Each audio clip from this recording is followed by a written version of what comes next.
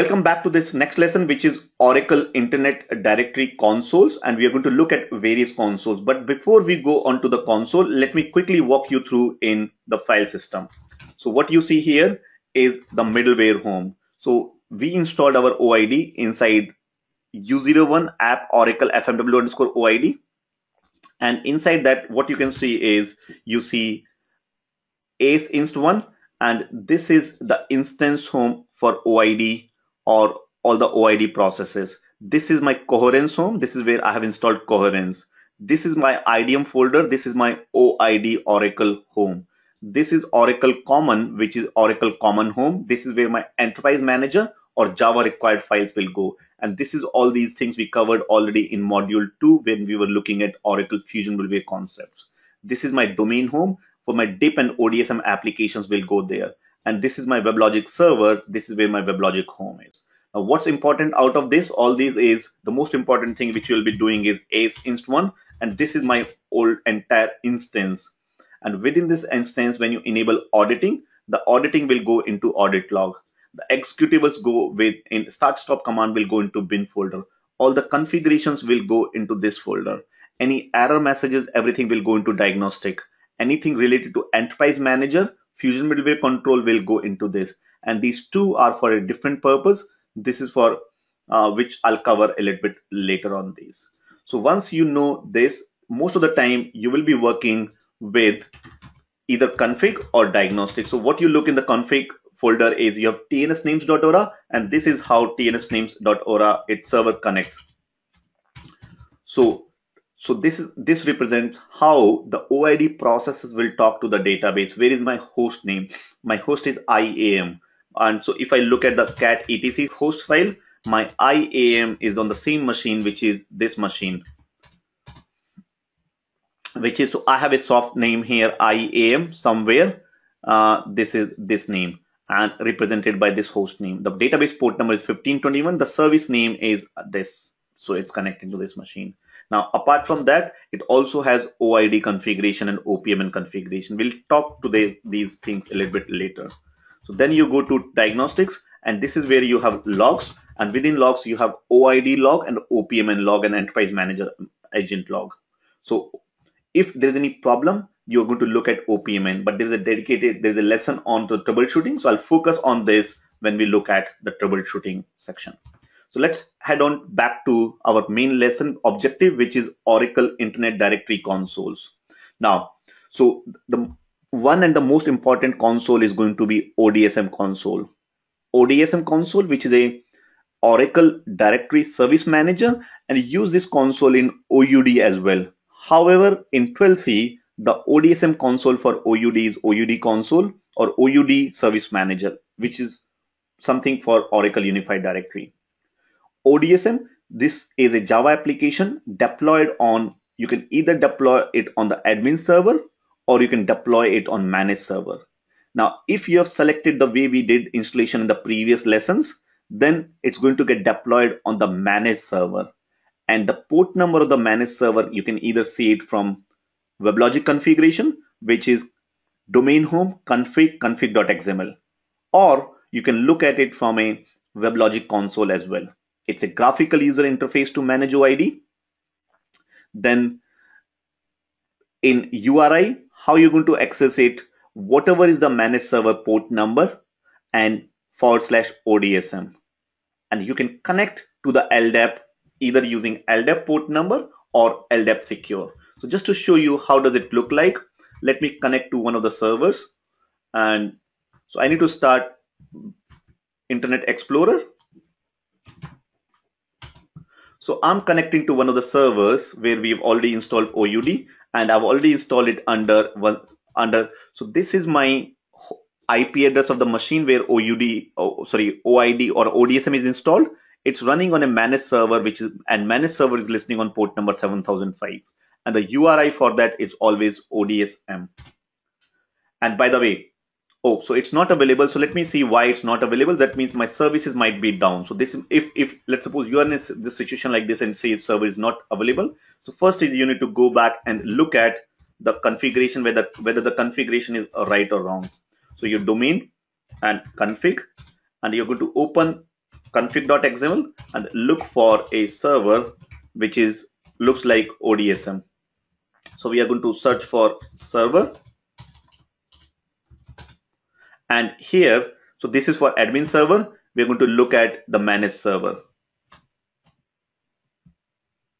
So this is my server, which is WLS_ODS1, and the port number is 7005. So port number looks correct. Now next we need to see is whether this port is listening or not. So netstat -an and then pipe and grep for 7005, and it's not up. So what I need to do is I need to start the managed server. How do you start the managed server? When we're looking at, there's a dedicated module about start and shutdown services, but for your representation, for easy to remember, what you do, you go to domain home and go to bin and then start. Ideally, when you install and configure, the ODSM will start automatically, but on this server I've already stopped and started services a couple of times, and yesterday I stopped the services, so I need to start them again. So you go to this bin folder and say no hub and /start manage server, start manage weblogic.sh, and name of the managed server, which is WLS_ODS1 and ampersand, and let it run. So you do a tail -f and then nohub.out, and it will start. It'll take few minutes, or maybe 5-6 minutes. And once you see that it's all started, we'll go back onto the ODSM and access it. So going back to our presentation here, so this is how you access it, which is managed server port number /ODSM. Now when you connect to the from ODSM, you're going to connect to the OID, and when you connect, we'll see that in a screen. You can either connect using LDAP or secure LDAP. And how do you see that? How do your connection look like? So this is how you're going to connect. This is how the configuration is going to look like, and I'm going to explain that in a minute as well. So you select the name and you say here port number. So if you use non-SSL port, it's LDAP. If you use SSL port, then you will say LDAP as or secure port. So this is how the configuration is going to look like, or connection screen is going to look like. So what you do with this ODSM, you can pretty much do every configuration, all the configuration for OID, as well as configuration of object or management of object. You will do it through this ODSM, Oracle Directory Service Manager. So you create attributes, object classes, you create password policies, you create users, groups, any entity. All we are going to look at here today. So this is all about ODSM in a nutshell. So this is a screen which is going to look like, once our ODSM starts, we are going to connect, and this is how it's going to look like. So I'll have a relm. So relm, or the domain, is what you see here, which is dc=com, and dc=, in our hands-on or activity guide, we have changed it to dc=com, dc=k20 academy. So you'll see that. Then under that you will have users, and under you will also have groups here. There's something called as distinguished name, which is a unique name through which you can reach out to an entry. So from here to here, this is called as DN, or also called as distinguished name, which represents CN stands for common name.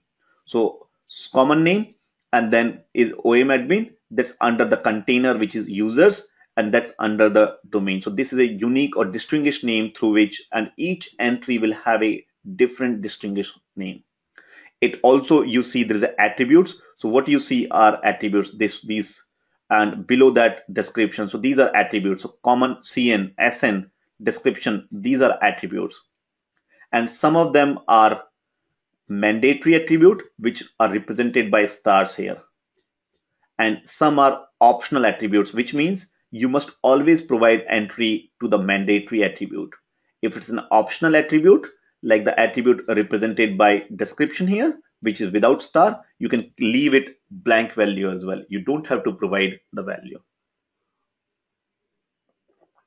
Then you have an object class, and this is, again, earlier we looked, or I explained briefly in the previous lessons, what is an object class. Collection of attributes will make an object class. So this is what you see in ODSM console.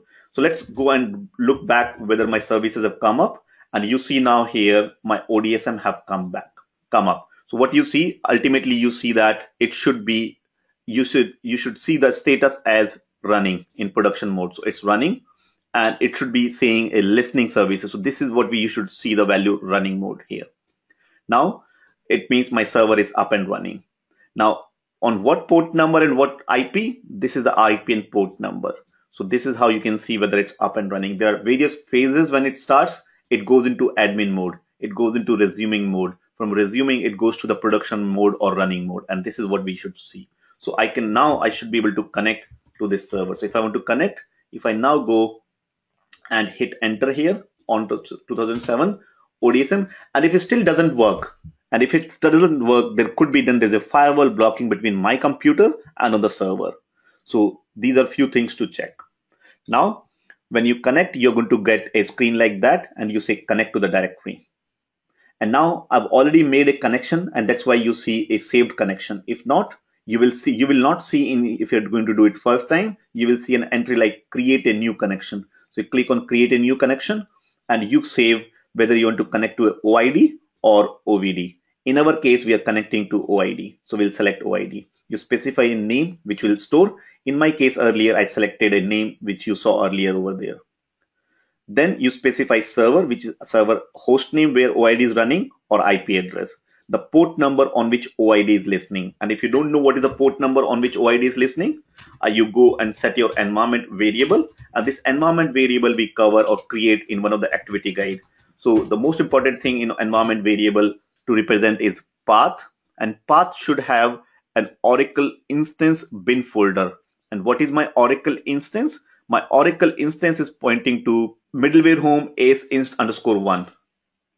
So this is my path. So I'm going to directly run opmnctl status -l. So if you see here, the OID processes, this is my OID processor, and it's saying my LDAP port is 3060, my secure port is 3061, and this is how you can find out. So I'm going to connect it to 3060 here, and then specify the username, which is going to be seen as equal to orcl-admin, and password of the orcl-admin. And where do you want to land after logging? You want to land on home page, you want to go into data browser, you want to go into schema, security advanced, and click on connect. So I've already had an entry, so I'm going to use that entry, which is this.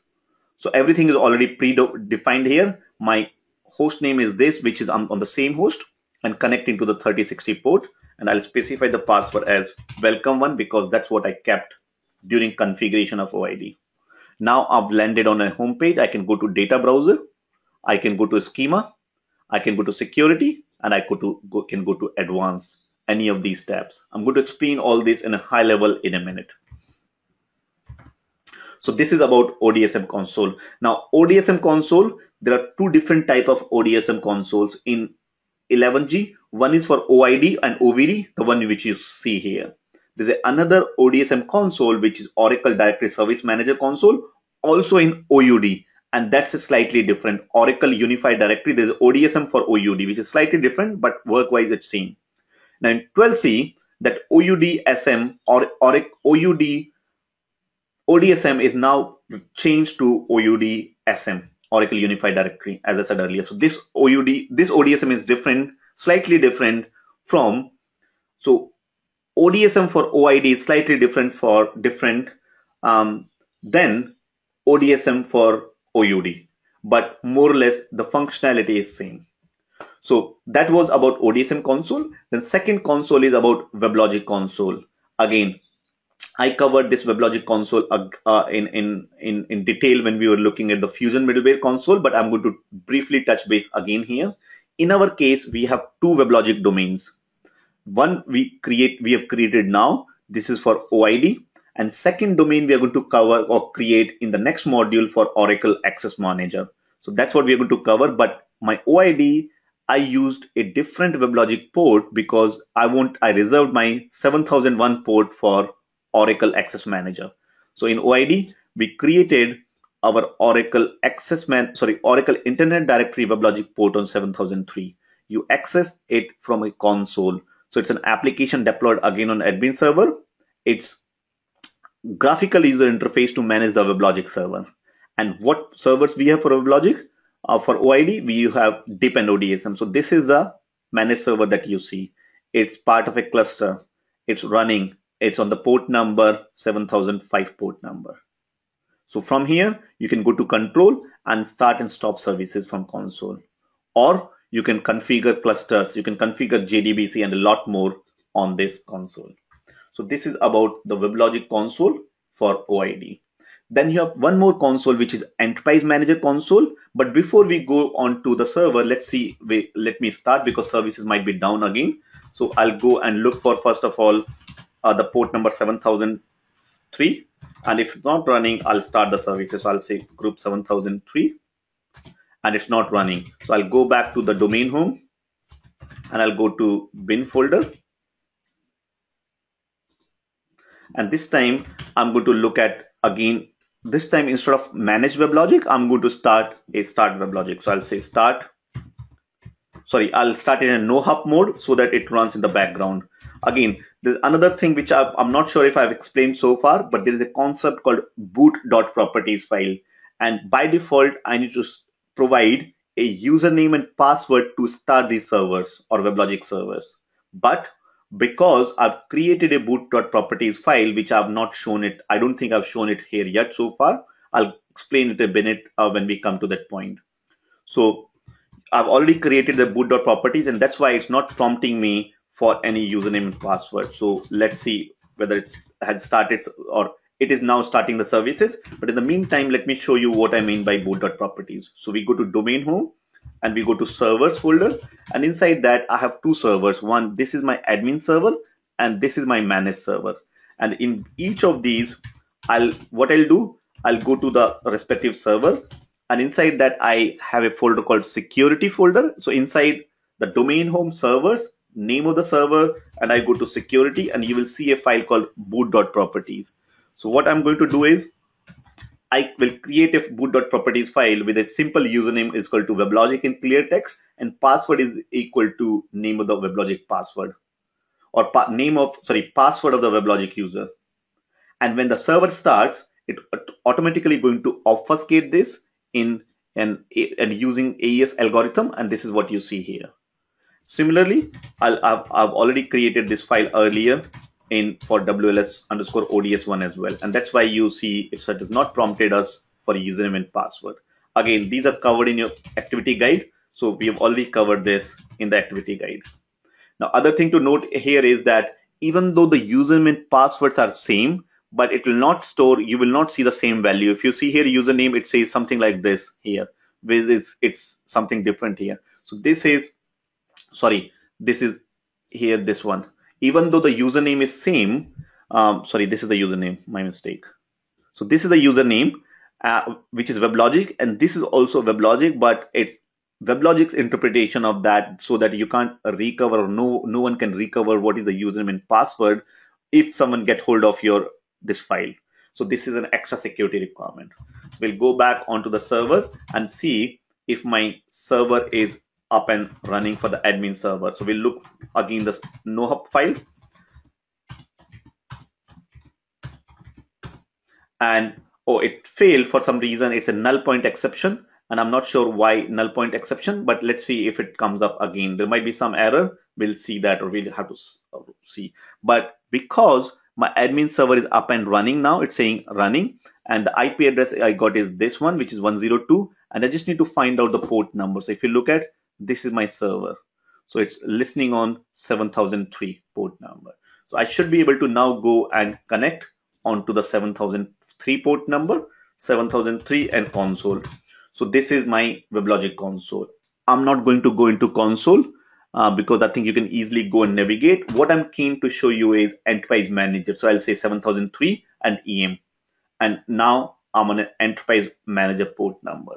First time it's a little bit slow, it takes a little bit time, and I'm not sure because I had this problem, so if it's going to create any issue, but hopefully it should be okay. If there's any problem, we'll see that problem into the log file as well. So I got the page, I type the username, which is going to be the WebLogic user or the super user who has domain right on this server, which is WebLogic. And so you create this user at the time of configuring the OID WebLogic domain. And once you log into the Enterprise Manager, these are some of the functionality you can go do. So you will see under left hand side, you will see identity and access. and you go and identity access, depending on what all services you have configured, you might see DIP, you might see OID. And if you have configured OVD, you will also see OVD here and so on. If you've configured access management, you will see access management as well. We are going to look at in next module where we'll look at Oracle Access Manager. We'll look at those components. This is where you can configure the properties. So one way to configure properties is from here, Enterprise Manager. You can also configure the properties from ODSM using directly storing in. Ultimately, whether you do it from here or you do from ODSM, ultimately these are going to be stored in the OID database only. So what you can do from here, you can stop the services from Enterprise Manager. You can make the OID configuration. You can make the DIP configuration. You can configure SSL. You can do a lot of other configurations or server properties. You can change the port number and all those things. So you can change it from here, or you can change the SSL setting, and a lot more you can do from this screen. So this is about Enterprise Manager. This is where I was showing you. This is how it is now logged in, and you can go here and play with this. You can click on this, and right hand side a drop down will come, or you can right click from here itself and do some setting configuration. So if I look at the right hand side here, I can do monitoring, I can do start stop, I can configure the log file or view the log file. I can look at the port uses, which port is being used for what. I can also do the administration. I can look at the server properties. I can look at the shared properties, replication. This is where if you want my OID to be in active replication across data centers, I can do the tuning. If I want certificates, I'll use security wallets. I can configure auditing, and I can also go from here to ODSM consoles. This is all about Enterprise Manager. In the most important thing, or most of the time configuration you'll be doing, is server properties, and this is where you'll be configuring OID configuration. So this is about Enterprise Manager console. So in the next lesson, we are going to look at Oracle Internet Directory File System. I briefly touched base in this lesson, but I'm going to tell you a little bit more about the main configurations on, especially around the log files or the important log files. We've also covered this file system a little bit about various homes in module 2, where we looked at Oracle Fusion Middleware concept. So if you have not yet watched module 2, which is Fusion Middleware concept, as a bonus, make sure you watch that. So head on to the next lesson, which is about OID file system.